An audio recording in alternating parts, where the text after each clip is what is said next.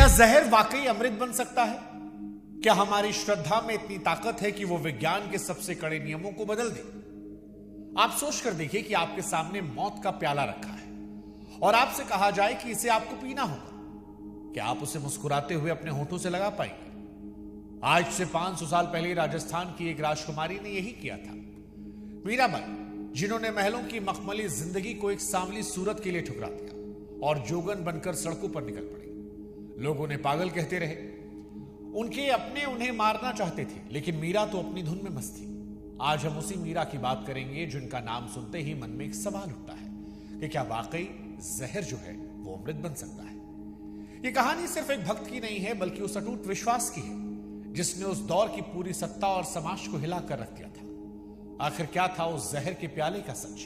क्या वाकई किसी इंसान पर हलाहल जहर का असर नहीं हो सकता, या इसके पीछे कोई ऐसा आध्यात्मिक राज छिपा था जिसे आज का विज्ञान पूरी तरह समझ नहीं पा रहा? आज इसी गुत्थी को हम सुलझाएंगे और जानेंगे कि कैसे एक राजकुमारी का भरोसा उसे मौत के मुंह से खींच रहा है। यह सफर सिर्फ एक चमत्कार की कहानी नहीं, बल्कि एक ऐसे महिला की संघर्ष है जिसने जातिवाद को चुनौती दी, अकबर जैसे सम्राट को प्रभावित किया और अंत में खुद को उस परमात्मा में विलीन कर लिया। नमस्कार, मैं हूं शुभांकर मिश्रा और आज की कहानी है मीराबाई की। इस कहानी की शुरुआत करें उससे पहले हमारी आपसे गुजारिश है कि हमारे व्हाट्सएप चैनल से आप लोग जरूर जुड़िएगा। लिंक हमने डिस्क्रिप्शन में कमेंट सेक्शन में दे रखा है। आपके लिए स्कैनर भी लगा दिया है ताकि आप चाहें तो केवल मोबाइल से स्कैन करके भी जुड़ सकते हैं।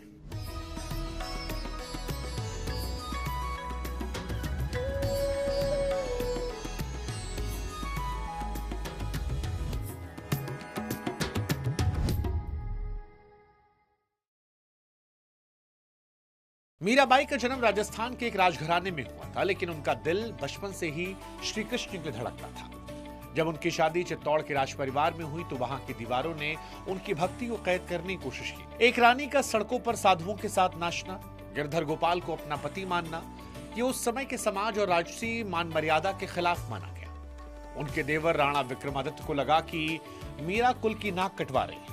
जब डराने धमकाने के सारे तरीके नाकाम हो गए तो रास्ते से हटाने की एक खौफनाक साजिश की गई। राणा ने एक सुंदर चांदी के कटोरे में जहर भरकर भेजा। ये संदेश भिजवाया कि भगवान का चरणामृत है। मीरा को इस साजिश की भनक थी। उन्हें पता था कटोरे में मौत छिपी है, फिर भी बिना हिचकिचाहट के अपने होठों से लगा ली। ये सिर्फ एक रानी को मारने की कोशिश नहीं थी, बल्कि उस समय की एक सोच को एक महिला की सीधी चुनौती थी। मीरा ने हंसते हुए जहर पीकर साबित कर दिया कि जब आत्मा का संबंध परम परमात्मा से होता है तो शरीर और मौत का डर अपने आप खत्म हो जाता है। उनके लिए वो जहर कोई सजा नहीं, बल्कि उनके प्रेम की सबसे बड़ी अग्नि परीक्षा थी। अब सवाल कि क्या वाकई जहर अमृत में बदल गया था? देखिए, इतिहास और लोक कथाओं में तो दर्ज है कि मीरा ने जैसे ही जहर पिया उनके शरीर पर इसका कोई बुरा असर नहीं हुआ, बल्कि कहते हैं कि उनके चेहरे पर एक चमक आ गई थी।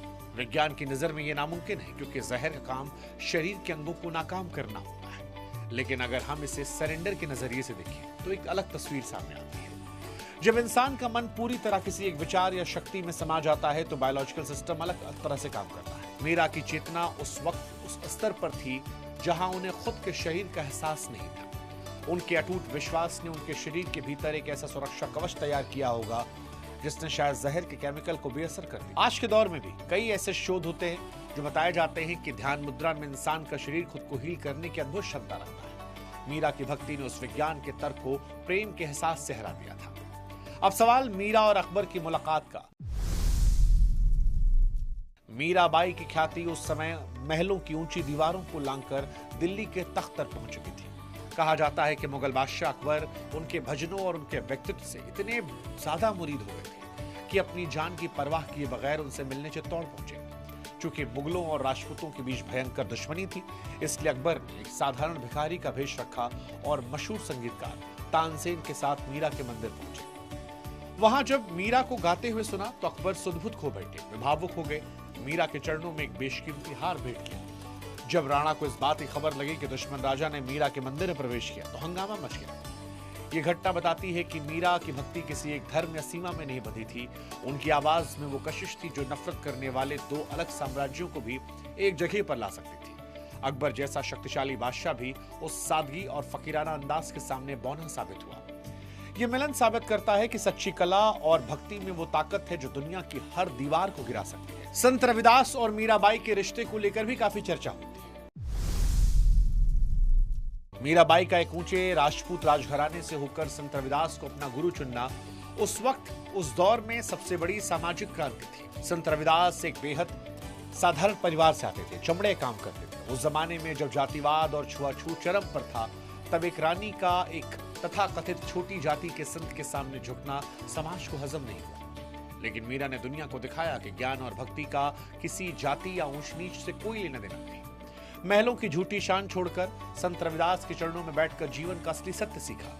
संत रविदास ने उन्हें बताया कि ईश्वर किसी मंदिर या मूर्ति में नहीं बल्कि मन की शुद्धता में है। मीरा अक्सर अपने भजनों में बड़े गर्व से गाती थीं, गुरु मिलिया रविदास दीन ही ज्ञान की गुटकी। उनका यह कदम आज फेमिनिज्म और सोशल जस्टिस से कहीं ज्यादा बड़ा था। उन्होंने साबित कर दिया कि आत्मा का कोई जेंडर या जाति नहीं होती। मीरा की भक्ति ने दिखाया कि जो दिल दूसरों के धड़कता है वो ईश्वर के सबसे करीब होता है। हालांकि मीराबाई को मारने की और कोशिश की गई। जहर के प्याले में नाकाम होने के बाद मीरा को खत्म करने के भयानक प्रयास किए गए। एक बार राणा ने एक बंद पिटारा भेजा, संदेश दिया कि भगवान के लिए एक सुंदर फूलों का हार है, लेकिन असल में पिटारे में एक जहरीला कोबरा था। मीरा ने जैसे ही बिना डरे पिटारे खोला, वो नाग कहते हैं कि साक्षात फूलों की माला बन गया। इसी तरह एक बार उनके सोने के लिए कांटों का बिस्तर बिछाया गया, लेकिन जैसे ही मीरा लिटी वो कोमल फूलों में बदल गई।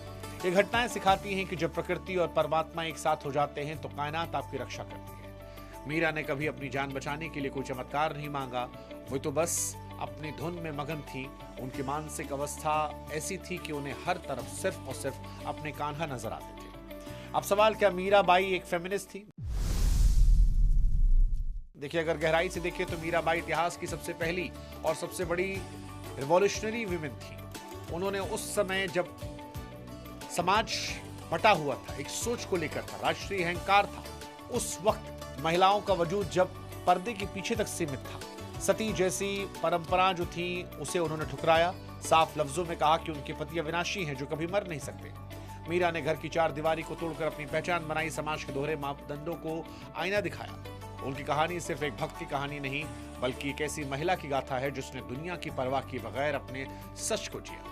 आज के दौर में जब हम महिला सशक्तिकरण की बात करते हैं तो मीरा से बड़ा उदाहरण कोई नहीं हो सकता।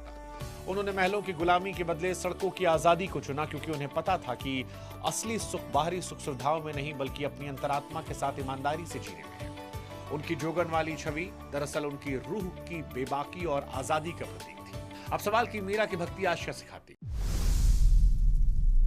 देखिए, आज के दौर में शायद हमें कोई जहर का प्याला ना दे, लेकिन समाज ताने, डिप्रेशन, मानसिक तनाव ये किसी जहर से कम नहीं है।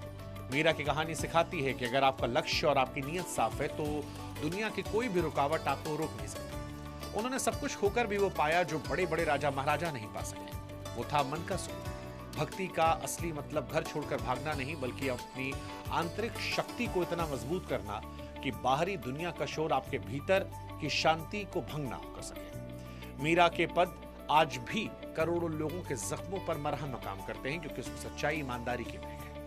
उनकी कहानी हमें याद दिलाती है कि तर्क और दिमाग अपनी जगह, लेकिन जीवन के बड़े फैसले हमेशा दिल और एहसास से लिए जाते हैं। मीरा ने मरते दम तक अपनी श्रद्धा को निभाया और अंत में द्वारिका के मंदिर की मूर्ति में समाकर हमेशा के लिए अमर हुई। ये सिखाया कि जीवन का असली संगीत बाहरी ढोल नगाड़ों में नहीं बल्कि अपने भीतर की चुप्पी और निस्वार्थ प्रेम में छिपा है।